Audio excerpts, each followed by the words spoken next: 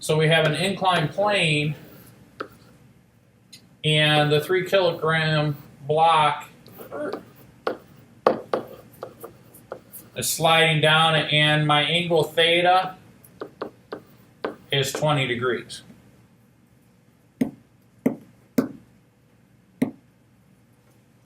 Now, if it slides down a length of 1.5 meters,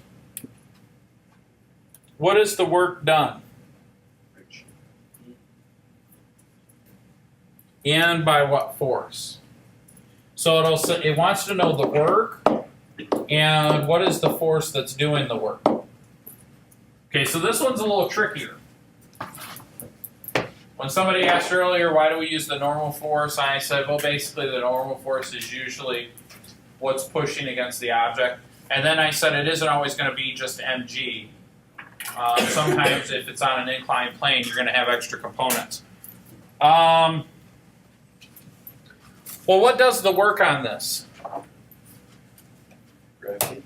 Yeah, gravity. So the force is due to gravity. So gravity is going to pull this thing down. Because it's on an inclined plane, you have a magnitude, and that magnitude can be broken up into horizontal and vertical components. So remember, on the inclined planes, what we like to do is we like to take and change the orientation, where this is like the x direction and this is like the y direction. If that's the case, then my force due to gravity will have two separate components in the x and y direction. Does that make sense? So what is this? This is the force due to mg,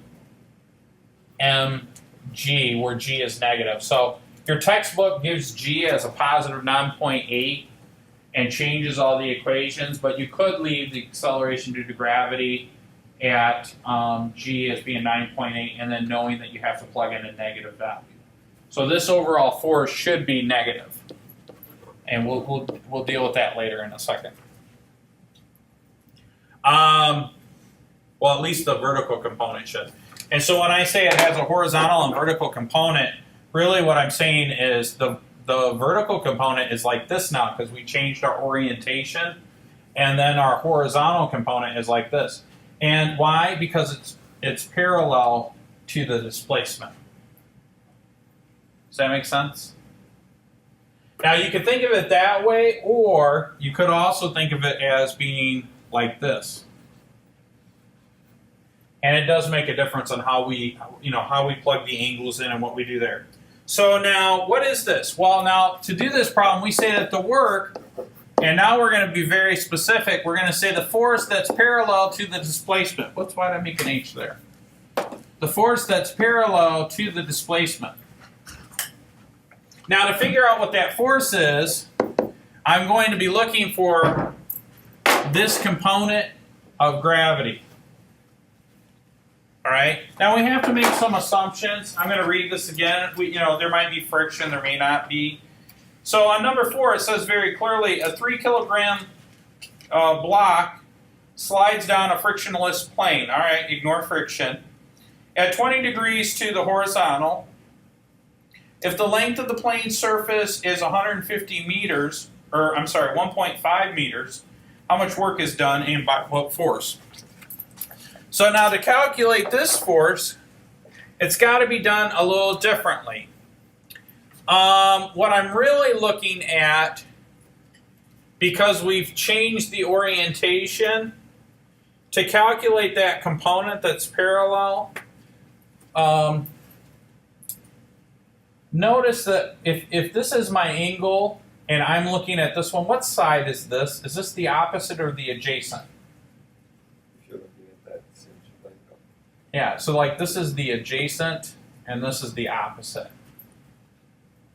Okay, so now what that means is when I go to do the force then will be multiplied by sine of theta in this case, because we rotated the thing. And there's some fancy geometry that we could do.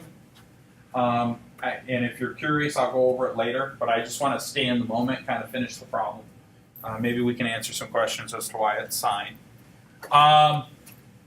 So it's the magnitude of the force times sine of theta times the displacement. Well, we said that the force is equal to mg times sine of theta times the displacement. So then the mass of this object was 3 kilograms times 9.8 meters per second squared times sine of 20 degrees times the displacement, which is 1.5. If you do all the math, you end up with 15.1 joules. Okay?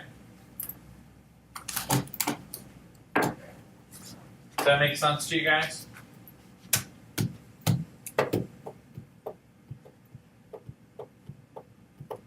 If you're wondering why we do the sine, what it boils down to is that if I have this triangle here,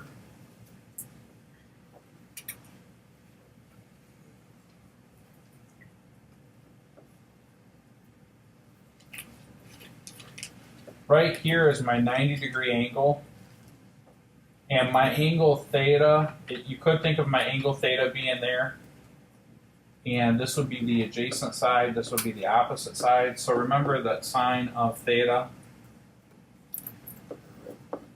is equal to the opposite over the hypotenuse, where this is the hypotenuse. But what I'm really interested in is the opposite. So I could say that h times sine of theta is equal to the opposite component, right? But what is h? H is mg. So I would say mg sine of theta equals my opposite side, or what we would say is the force that's parallel to the displacement. That's supposed to be the parallel symbol. I'm starting to run out of room here. The force that's parallel to the displacement. Does that make sense? Okay. Any other questions?